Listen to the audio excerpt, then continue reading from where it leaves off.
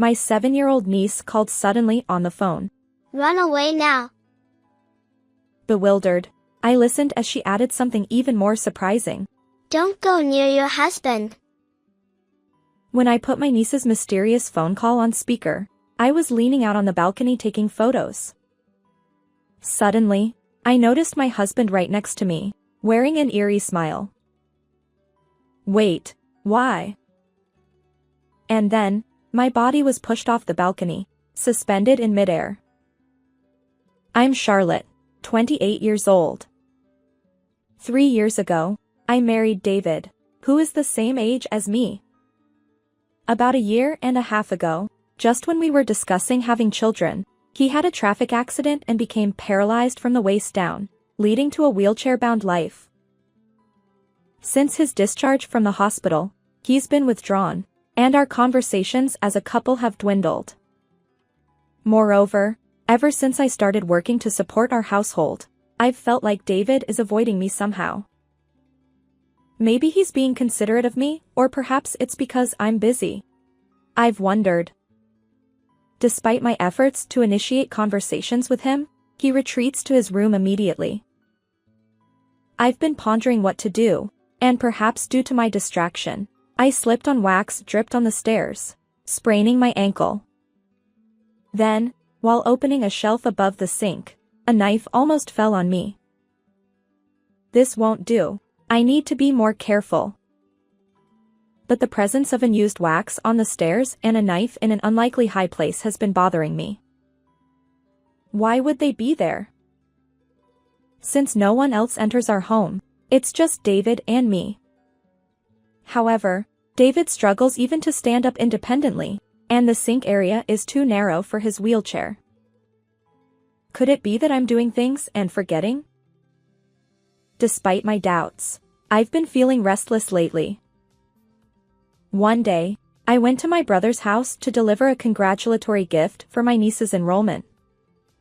Although I invited my husband, he didn't want to come, so I went alone. It seemed like a good opportunity to discuss our situation with my brother. When I arrived at my brother's house and handed over the wrapped gift, my niece Emma suddenly said something unexpected. Uncle David can walk now, right? I replied. Wait, no, not yet. Emma looked puzzled and said. Huh? That's strange. I dreamt of Uncle walking confidently. My brother wore a stern expression as Emma blurted out this surprising statement without even saying thank me. However, I knew that my niece had an unusual ability. Many times, events she dreamt about actually happened. These occurrences ranged from sudden rain showers to unexpected visitors. Mostly trivial things, and my brother dismissed them as coincidences. Just as Emma was about to continue her dream story, my usually mild-mannered brother sternly interrupted her, saying, Emma, stop it. Creating expectations only leads to disappointment. Emma, desperate to convey something to me, fell silent under my brother's glare. Frowning and upset, she lowered her gaze. Thank you, Emma. It makes me happy to hear that David might be able to walk. Both my husband and I had hoped for this outcome. Emma's mysterious words provided a glimmer of hope for David's future, lightening my heart. Perhaps, someday, my husband really will walk. Believing that is the one thing I can do now. And maybe, if that happens, our relationship will naturally mend.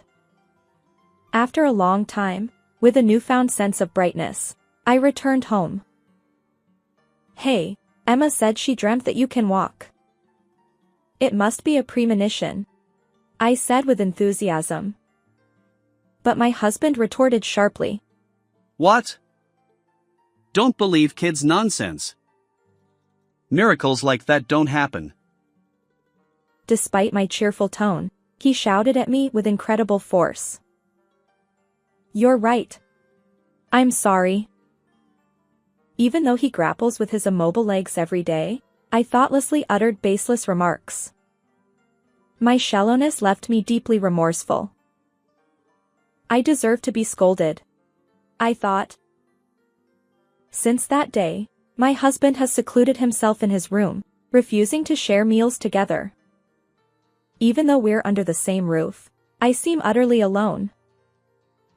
I made your favorite beef stew. Let's eat together, I offered. His response was cold. Not interested. Attempting to repair our relationship, I spoke through the door, but his words echoed harshly. The doorknob yielded no entry, the lock remained engaged from the inside. Please, open the door. I want to see your face and talk, I pleaded. His reply was firm. Leave me be. I need to think alone. So, I decided to observe for a while, avoiding any further strain on our relationship. A few days later, on my day off, I was cleaning when my husband unusually appeared in the living room. His expression was remarkably calm. I'm sorry about the other day. I went too far. It's okay, it was my fault, I replied. But more importantly, would you like something to eat? My husband requested sandwiches, a rare occurrence. Hearing those words after so long, I felt like jumping for joy. We sat face to face and enjoyed the homemade sandwiches. He happily polished off the entire plate, saying, "Delicious, delicious." I hope moments like this last forever. After the meal, my husband looked out the window and made a request. Hey, could you take a photo of the sunset? From where I am, I can hardly see it. Maybe from the second-floor balcony? Indeed, the building obstructed the view from our first-floor living room. Sure, I'll go out to the balcony, I replied. Armed with my camera, I took several photos and showed them to my husband downstairs. His disappointed expression was evident. The building blocks the view. I want to see a perspective I don't normally get. He explained. Is that so? I asked. At this rate, the sunset will be gone. Wait. How about standing on a chair, leaning out from the balcony, and taking the photo? That might work, I agreed. With the sole intention of pleasing my husband, I climbed onto a foldable chair on the balcony and leaned out, capturing what I hoped would be a beautiful shot. This should make for a great photo. At that moment, my cell phone in the apron pocket rang. It was a call from my brother. As I continued capturing the sinking sunset with my camera, I answered the phone in speaker mode. Suddenly, a loud, angry voice erupted. Aunt Charlotte. Run away right now. Huh? Emma, what's wrong? Absolutely don't get close to your husband. Her shouting echoed through the phone's speaker. What's going on? As I puzzled over the situation, I heard a murmured voice saying, "Unnecessary interference." Huh? When I turned around, there was my husband, supposedly in a wheelchair on the first floor, standing firmly on his own 2 feet. Your niece is remarkable. His eerie grin sent shivers down my spine, and I felt a sense of dread. At that moment, my husband pushed me with tremendous force. My body was propelled off the balcony, suspended in midair without any means of resistance. Ah!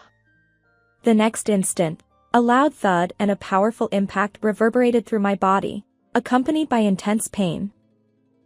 My consciousness wavered, and I couldn't even open my eyes. My husband repeatedly called out to me. Charlotte, are you okay? Charlotte. Answer me. But the shock left me unable to respond. As he leaned over me, I could sense him looking down, His words chilled me. It worked perfectly. Rather than dying instantly, this way, the insurance payout will be substantial. His sinister laughter echoed in my ears. What will happen to me? My consciousness faded in and out. Soon, the wailing sirens of an ambulance reached my ears. If only I could walk, I could save her. If anything happens to my wife, I won't be able to go on. Please, just save her life. My husband implored tearfully as the paramedics arrived. And then, I lost consciousness completely. How long has it been? I found myself lying on the hospital bed. I'm glad you're okay. My husband said tearfully as I lay on the hospital bed. Apparently, the rain yesterday had softened the ground in our yard, acting as a cushion when I fell, resulting in only a broken arm. You'll need a few days of hospitalization due to the head injury. Rest well. He added, gently stroking my head. What on earth is going on? But the events replayed in my mind, the horrifying voice of my husband, yet the man before me now seemed like a completely different person. Why did you push me off the balcony? I blurted out. What are you talking about? His eyes flickered momentarily. You probably imagined it due to the shock from the injury. Don't dwell on strange thoughts, just rest. He replied sadly. Then, he retrieved the camera I'd used to capture the sunset from his bag. Leaning out from the balcony was dangerous. I don't know what you were photographing, but this camera's screen is shattered and unusable. He tossed the broken camera into the trash bin in my hospital room. Yet it was my husband who had asked for the sunset photo. And now, his eyes seemed murky, concealing something darker. Afterward, my husband played the role of a concerned spouse, repeatedly thanking doctors and nurses for taking care of his injured wife, and then he left, leaving me behind. As I observed him calmly spinning his web of lies, my feelings turned icy, and all the love I once had seemed to vanish. Could it be that what Emma said was about this?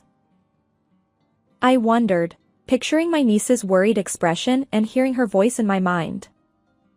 Why didn't I take her words more seriously when she tried to help me with her mysterious abilities? The next day, as soon as I could sit up, I contacted my brother. Charlotte, are you okay? Thank goodness. He exclaimed. He had been worried after hearing my screams during our previous phone call. When I informed him about my broken arm and hospitalization, he promised to come right away. My brother arrived at the hospital with my niece in tow. Emma, her eyes filled with sadness, gently stroked my arm, which was encased in a cast. She revealed something surprising. When we last met, I wanted to tell you, Aunt Charlotte, I kept having dreams of you falling from a high place. It seems Emma was right, I replied. Emma had secretly used my brother's phone to call me after having the same dream again. My brother apologized, saying, I should have listened more carefully to what Emma was saying. He continued. From the tone of your phone call, I pieced together most of the situation. As he recounted what he had heard during our call, he revealed shocking facts I hadn't known. Determined, I thought, I'll expose all of that person's lies. And so, I made up my mind. 3 days later, I was discharged and returned home. As I entered the living room, my husband sat in his wheelchair. Oh, you're already discharged? It would have been better if you had taken more time for treatment. He was playing the role of a concerned spouse. His act made me nauseous. When I handed him the photo, his expression changed. Why?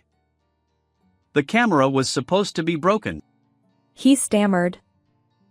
But the picture was taken with the same camera I'd used to capture the sunset. A candid shot of him standing, about to attack me.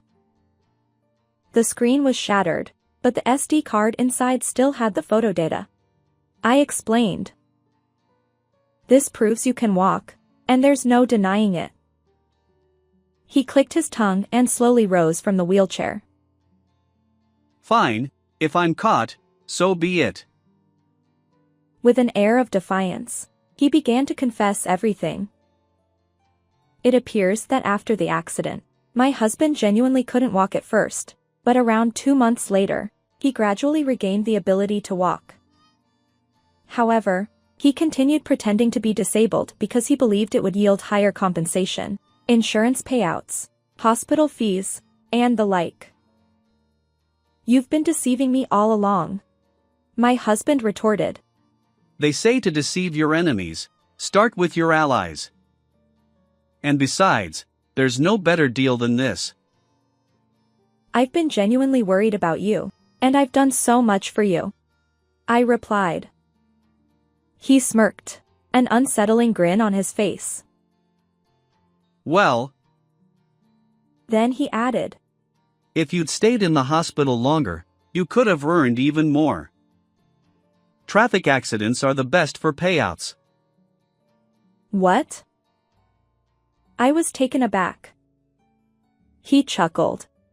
Next time, I'll push you into traffic on a busy street. His laughter was disturbingly out of place. When did he become this person? It was hard to reconcile with the man he used to be. But dwelling on it now wouldn't change anything. Enjoy your laughter while you can. I'm reporting you to the police for pushing me, I declared. Without evidence? He challenged. What? I was incredulous. He leaned back in his wheelchair, feigning vulnerability. That photo was probably doctored. I really can't walk. Despite having just stood up, he resumed the wheelchair-bound act, attempting to evoke sympathy. I was utterly exasperated.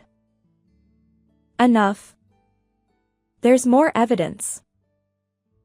Another piece of evidence was an audio recording where my husband's voice could be heard saying, It worked perfectly. The insurance payout will be substantial. You didn't believe in Emma's mysterious abilities, but thanks to her, I obtained this evidence. That was the recording my brother made when he heard my scream after Emma called with a premonition dream. By the way, I'm also recording our current conversation on a voice recorder, I added. My husband retorted. Hand it over to me. My husband, who had always worn a faint smile, suddenly lunged at me, attempting to snatch them away. Call the police right away, I shouted, and my brother entered the living room. As it turns out, he had driven me home from the hospital. He had been secretly observing us the whole time. What have you done to my sister? My brother's clenched fist trembled with anger. Suddenly, my husband's demeanor changed dramatically, and he began apologizing profusely. Please, don't involve the police. He pleaded. You're apologizing to the wrong person. My brother retorted. My husband then took my hand, tears in his eyes. But I knew it was all an act. Charlotte, forgive my mistakes. Despite pushing me off the balcony and causing my broken arm, how could he ask for forgiveness? And to think he had secretly hoped I wouldn't regain consciousness. I'll never forget his words from that day. Why did you go to such lengths for money? You already received compensation and life insurance, didn't you? I asked. Well, my husband hesitated. Surprisingly, he had invested in stocks online to increase his gains, resulting in significant losses. He had even taken out loans, leaving me utterly exasperated. Charlotte, I'm truly sorry. will you forgive me? Your actions are unforgivable. I replied. You need to fully grasp the weight of your guilt. Seemingly desperate, my husband bolted toward the front door, attempting to escape. But the police arrived just in time, apprehending him immediately. Watching this unfold, Emma murmured with wide-eyed surprise. Uncle David, so you really could walk. Enough. It's your fault. My husband snapped at our innocent niece. Emma calmly responded. You know, I dreamt that Uncle was wearing striped clothes and sitting in a dark room, holding his knees. Emma's prophetic dreams are real, I affirmed. Ugh. This is the worst. He shouted. My husband's miserable departure in the police car hinted at a grim future. Afterward, my husband and I divorced through legal channels. He had caused my injury, and I sought compensation. His deception for financial gain ultimately caught up with him, just as my niece had predicted. Furthermore, all the ill-gotten money will be reclaimed, and after serving his sentence, he is obligated to repay the full amount. I hope he lives with remorse for deceiving others from now on. I returned to work about a month and a half later, my broken arm healed. Occasionally, I share meals with my niece, who still dreams of the future. According to Emma, I'll meet a wonderful man and walk through life with him. I choose to believe in that bright future. How did you find this story? If you enjoyed it, consider subscribing to our channel. Until next time. It happened on a weekend with large, towering cumulonimbus clouds in the sky. As I was packing my belongings for a week, I caught Kevin's eye as he came out of his room. What's with all the luggage? Kevin, perfect timing. I have to go abroad for a bit. The bar is closed, but I should be back in about a week, so please take care of the house. However, it wasn't Kevin who reacted to my words, but his wife, Amelia. Are you planning to go abroad by yourself? Amelia shouted as if she couldn't believe it. I'm not going for fun, you know. It's just that. If it's not for fun, then what is it? Hold on, you two, just listen to me. I tried to calm them down and explain the situation, but their excitement only grew, making it impossible to have a proper conversation. This is unfair. We're living together. After all. They continued to make a fuss, and Amelia eventually went so far as to say, "It's ridiculous to travel alone." If they had the energy to scream this much, I'd like them to help with some housework. Why don't you just stay there for good? We don't need you to come back. We'll take over the house and the bar. All right then. I'll leave the house and the store entirely to you two. Realizing that further discussion was pointless, I decided to follow through with my declaration and moved abroad as planned, entrusting everything to them.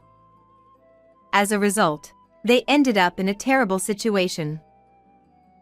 My name is Maria, and I'm 56 years old. I lost my husband early on and have been making a living by running the bar he left behind. It's not a very large establishment, just a cozy little place that can seat about 10 people. I have no employees. I manage everything by myself. Fortunately, I always have regular customers, so the place is never empty. There's always someone who drops by to unwind and relax after a long day. Because you're here, Maria, I can keep going tomorrow too. You shouldn't drink too much. You have a wife and daughter, don't you? They're cold to me. Don't say that. Why don't you take home some cake for them? I'm sure they'd be happy. Sometimes, we have exchanges like this. I have a son. He is already an adult and works as a company employee, but he has no interest in helping out at the bar or taking it over. My son, Kevin, works for an electronics manufacturer and enjoys talking passionately about new products he likes while making his sales rounds every day.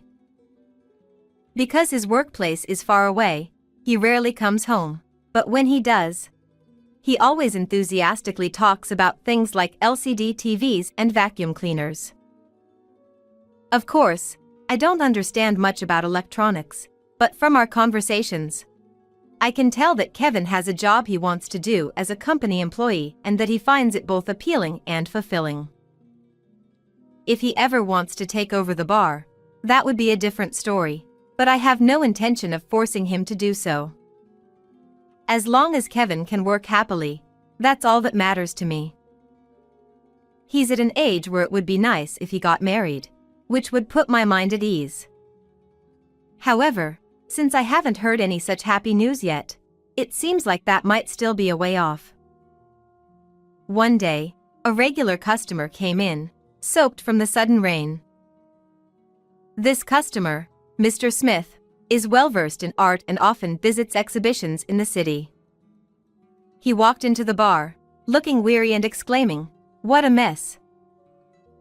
As he spoke, he glanced at the paper cutouts displayed in the bar, as he usually did. I create these paper cutouts as a hobby, and the ones displayed at that time were also my creations. Is this a new paper cutout? A fireworks festival. Ah! It's so charming and elegant. Thank you. It's worth the effort when I hear that. I started making these paper cutouts after turning 40, teaching myself using a book I found at a bookstore. Holding a design knife and meticulously working on the cutouts during breaks from work and house chores has become my relaxation. Although I don't sell them, I display my completed works in the bar, and it brings me great joy when customers occasionally compliment them. Maria, your paper cutouts are amazing. It's a shame not to sell your work. Oh, come on, it's just a hobby, I said, laughing it off as I served him tea. I've always been good with my hands, and lately, I've been creating more intricate pieces. Choosing themes that match the seasons is also a lot of fun. As they say, practice makes perfect. It was an evening with lingering, muggy heat. As I was preparing to open the bar, I received a message from Kevin. He said he wanted to come home today. The bar and my home are a bit far apart, about a 20-minute drive. I wanted to go home for him, but it was almost opening time. Kevin had always come back without any prior notice, so I wondered why he suddenly seemed so formal. Nonetheless, I replied immediately. I'll be at the bar today, so let's do it on my next day off. After some schedule adjustments, Kevin arranged to come over during the day next Saturday. I had an uneasy feeling, but I trusted that everything would be all right. And on that promised day, Kevin came home drenched in sweat. The weather outside had gone beyond a typical summer day and was now considered scorching. I'm home. Welcome back. What brings you here so suddenly? I served some iced tea and sat down at the living room table. Kevin sat across from me. He seemed a bit nervous, fiddling with the glass of iced tea. Well, lately, it's been so hot, and I was wondering how you were doing. Oh, you were worried about me? Thank you. How's work? Yeah, it's busy, you know. With the summer heat, sales of air conditioners and fans are doing well.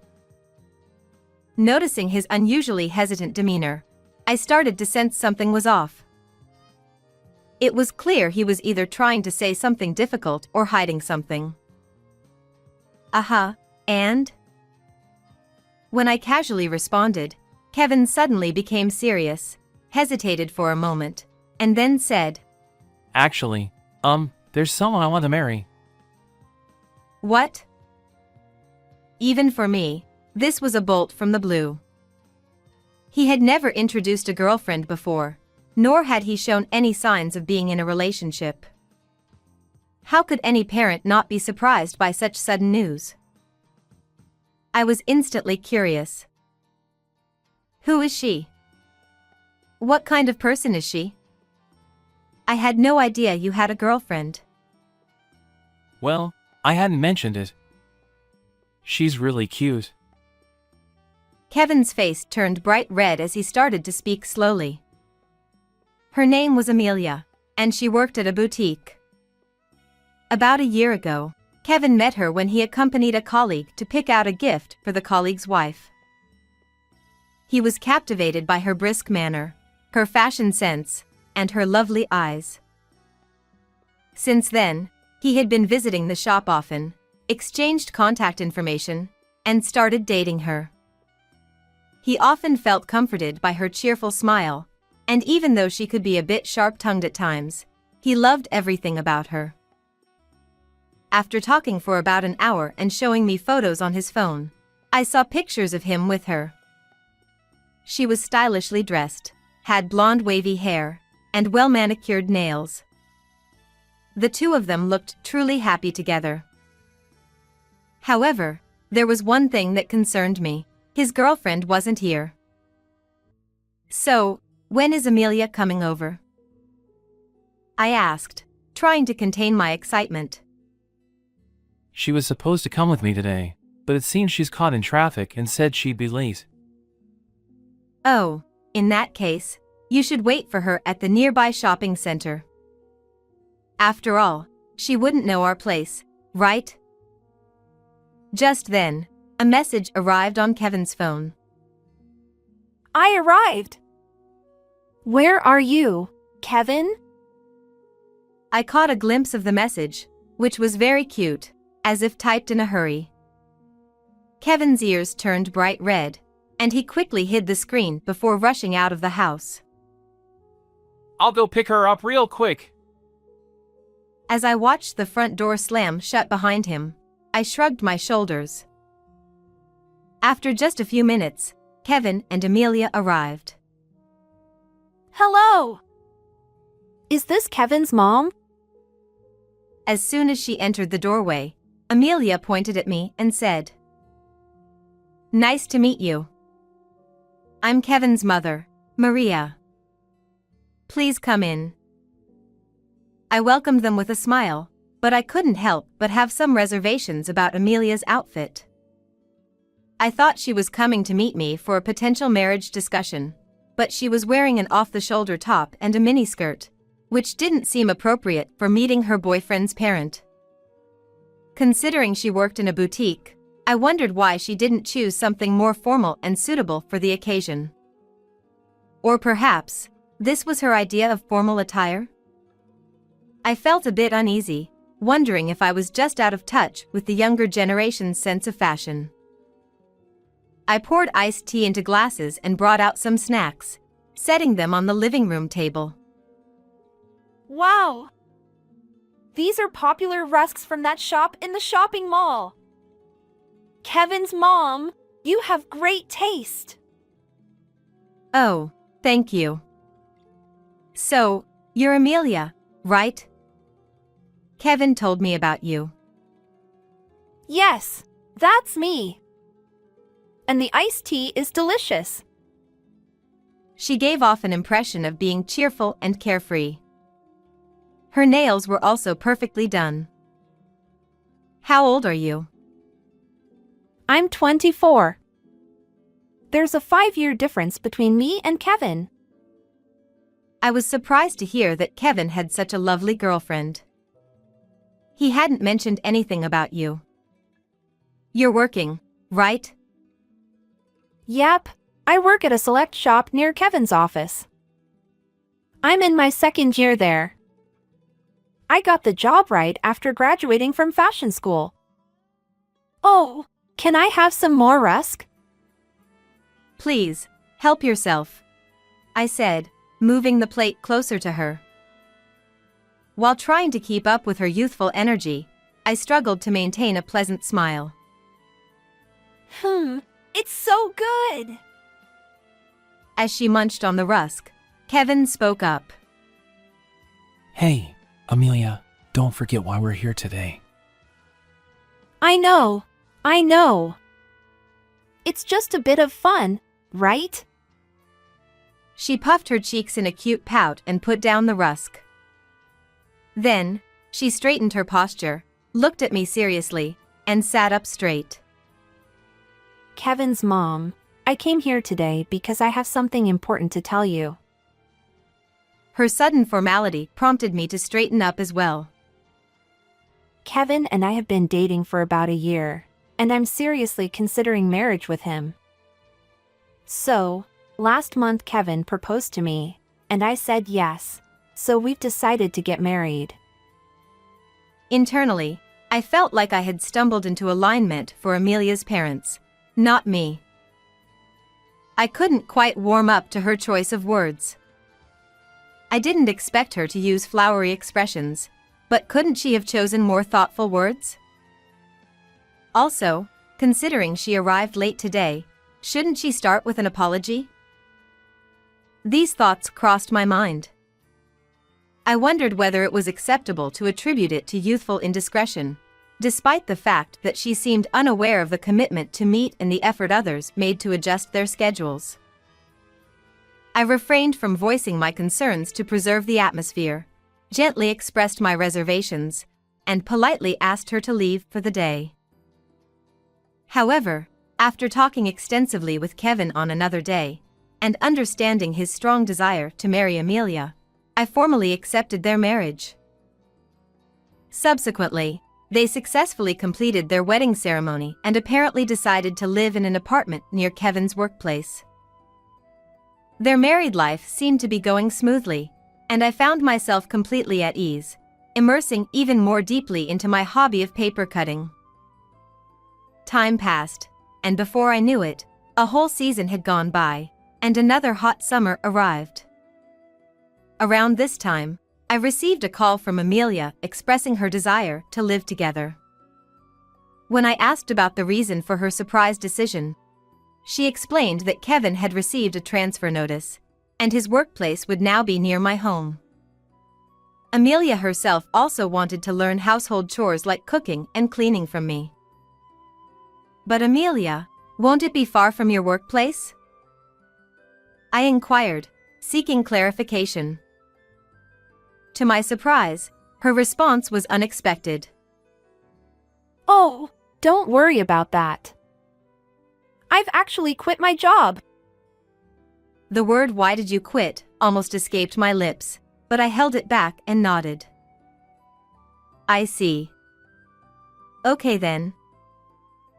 Initially taken aback because I had assumed they would live separately from me, I eventually agreed since there were available rooms.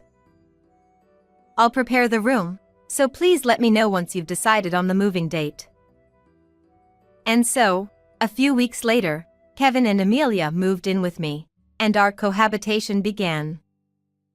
I initially asked Amelia to handle tasks like washing dishes after meals, cleaning bathrooms, and doing the laundry.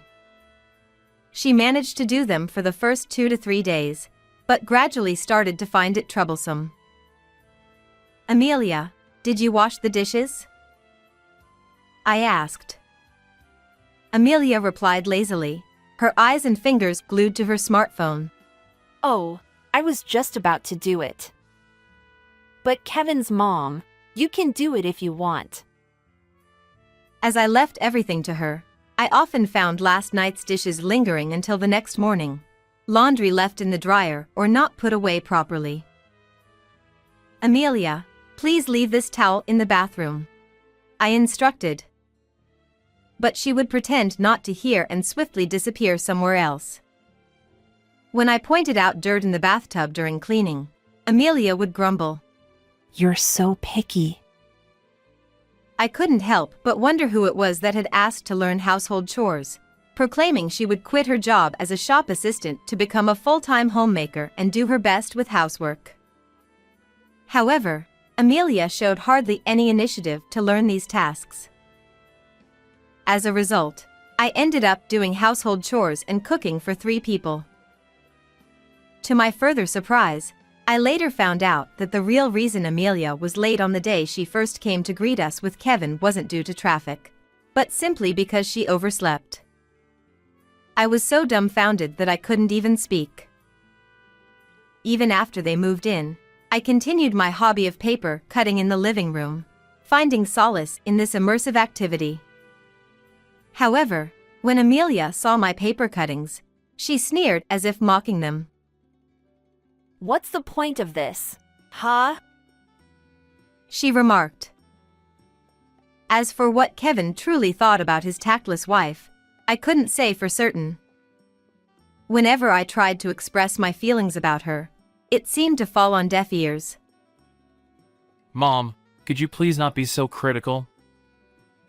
Kevin would sometimes interject. Well, I am a serious person at heart. Amelia would retort, and they would ignore my concerns altogether. One weekend, with large cumulonimbus clouds in the sky, I was packing a week's worth of luggage when I caught sight of Kevin emerging from his room. What's with all the luggage?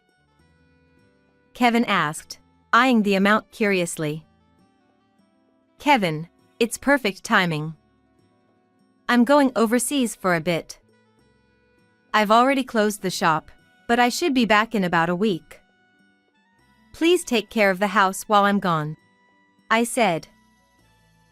It wasn't Kevin who responded to my words, but Amelia. She had somehow appeared behind him. Are you planning to go overseas by yourself? Amelia exclaimed, sounding incredulous. You're leaving me and Kevin behind? That's not fair. It's not a vacation. You see. I began to explain. If it's not a vacation, then what is it? Kevin interrupted. What about the meals? The laundry? The cleaning? Are you dumping everything on me? Amelia demanded, her voice rising. Listen, both of you, please. I tried to get a word in. So you're using the money I earned to go on a trip? I'm disappointed in you. Kevin shouted. Where are you going? You should be taking me and Kevin with you. We live in the same house. Amelia insisted. I attempted to calm them down and explain the situation, but their anger only intensified, leaving no room for a rational conversation. Enough! I finally yelled. Even then, they continued to yell, with Amelia declaring that traveling alone was ridiculous.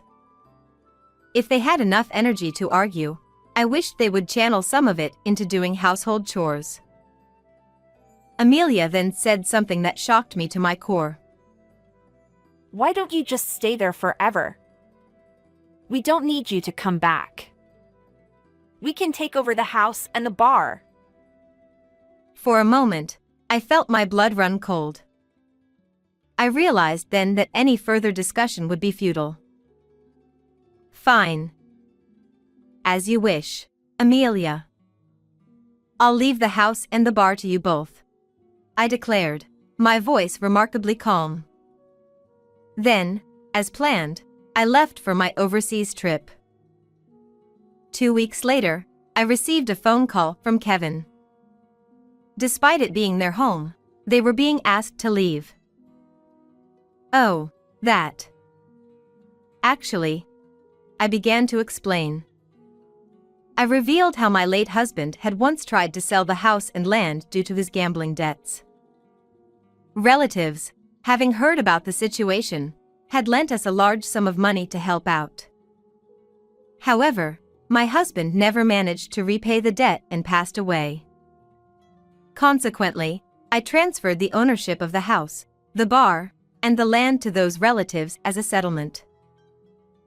In reality, this was never a house where we could stay indefinitely.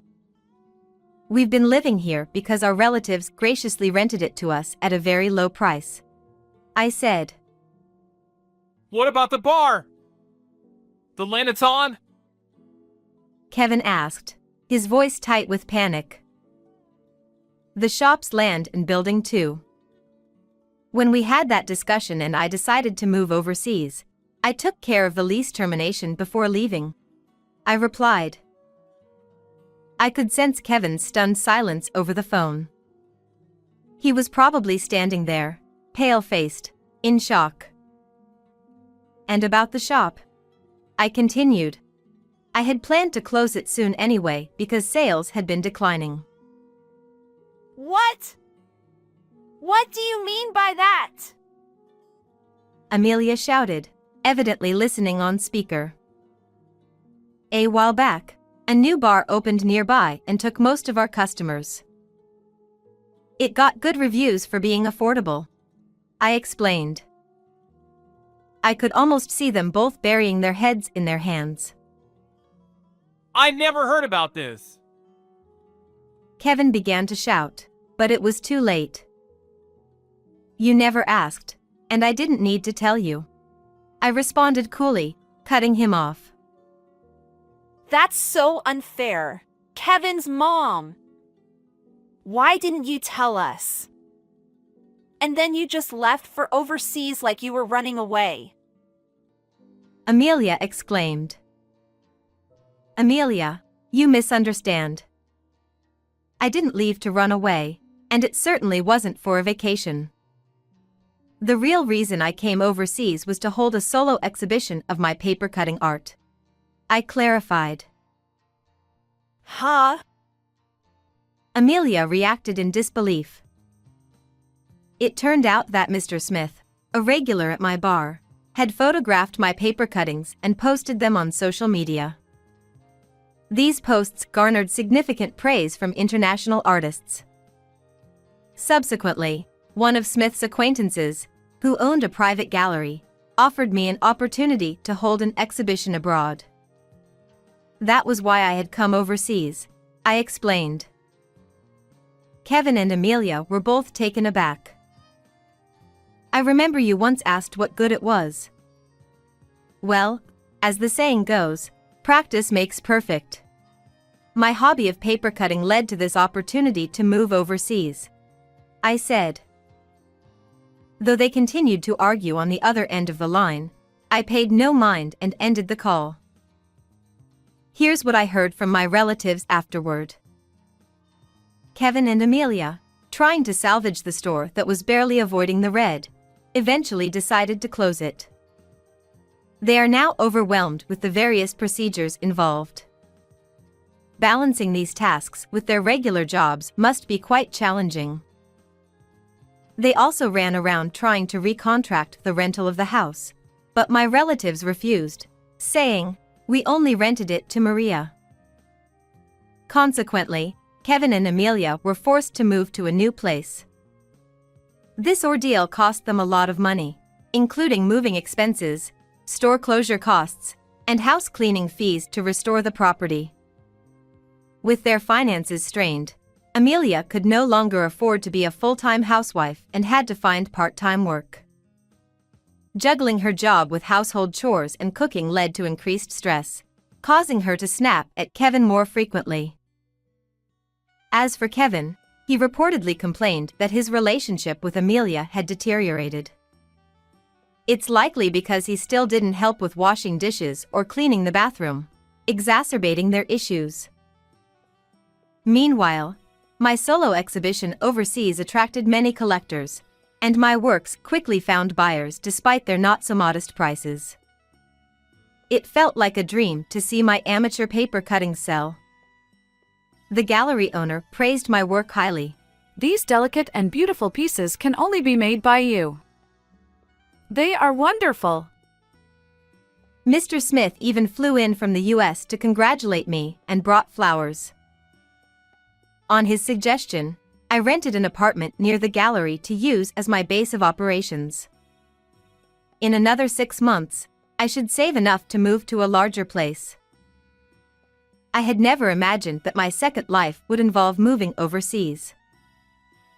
There's still a lot I'm not used to, but I'm delighted to be here. Strolling slowly along the stylish cobblestone streets, breathing in the foreign air, I ponder what my next artwork will be. How did you enjoy this story? Please remember to subscribe to the channel. See you in the next video.